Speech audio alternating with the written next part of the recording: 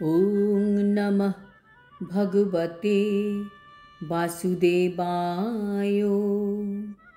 শ্রীমদ্ ভগবদ্গীতা চতুর্থ অধ্যায় জ্ঞানযোগ।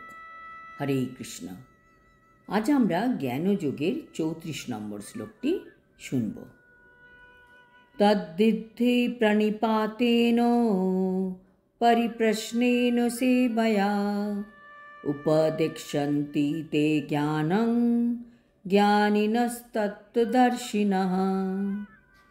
অনুবাদ: সদ্গুরুর শরণাগত হয়ে তত্ত্বজ্ঞান লাভ করার চেষ্টা করো, বিনম্র চিত্তে প্রশ্ন জিজ্ঞাসা করো এবং অকৃত্রিম সেবার দ্বারা তাকে সন্তুষ্ট করো।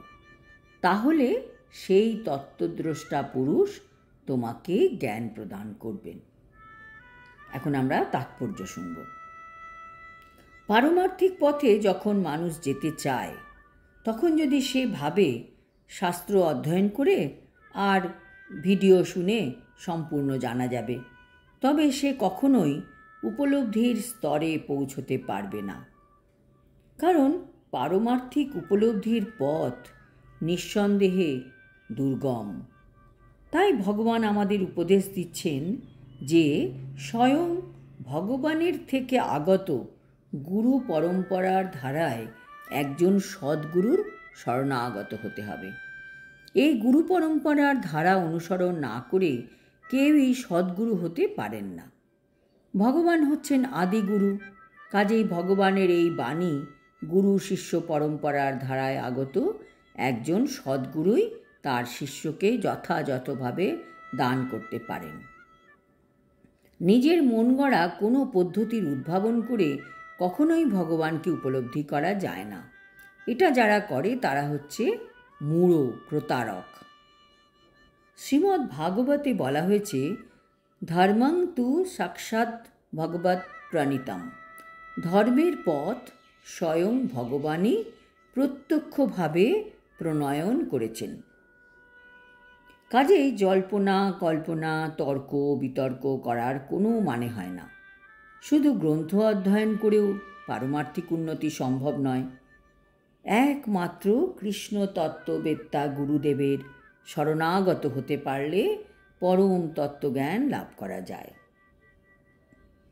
একজন শিষ্যকে সর্বান্তকরণে গুরুদেবের চরণাম্বুজে আত্মসমর্পণ করতে হয়, আর তাকে নিরহংকারী হয়ে কৃতদাসের মতন গুরুর সেবা করতে হয়। যিনি আত্মতত্ত্ববেত্তা সদ্গুরু, তার সন্তুষ্টি বিধানই হচ্ছে আধ্যাত্মিক জীবনে উন্নতি লাভ করার গূঢ় রহস্য। পারমার্থিক উপলব্ধির জন্য দুটো জিনিস প্রয়োজন। কি কি? তত্ত্বানুসন্ধান আর আত্মসমর্পণ। আত্মসমর্পণ ও গুরুর সেবা না করে শুধু প্রশ্ন করে কখনোই এই তত্ত্বজ্ঞান লাভ করা যায় না। গুরুদেবের পরীক্ষায় শিষ্যকে অবশ্যই উত্তীর্ণ হতে হবে, এবং যখন গুরুদেব শিষ্যের মধ্যে ঐকান্তিক বাসনা লক্ষ্য করেন, তখন তিনি তার শিষ্যকে তত্ত্বজ্ঞান লাভ করার আশীর্বাদ দেন।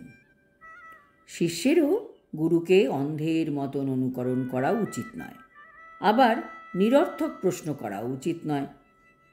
শিষ্য কেবলমাত্র গুরুদেবের উপদেশই শ্রবণ করবে না, সে গুরুদেবের সেবা, আত্মসমর্পণ, তত্ত্ব জিজ্ঞাসা করে জ্ঞানার্জন করবে। সদ্গুরু সবসময়ই তার শিষ্যের প্রতি কৃপা করেন।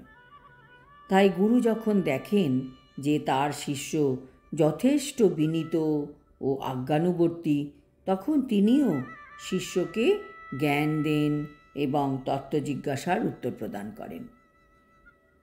আজ এই পর্যন্ত। আগামী শ্লোকে কৃষ্ণ বলবেন, শিষ্য গুরুর কাছ থেকে যে তত্ত্বজ্ঞান লাভ করল, তার দ্বারা সে কিভাবে লাভবান হবে।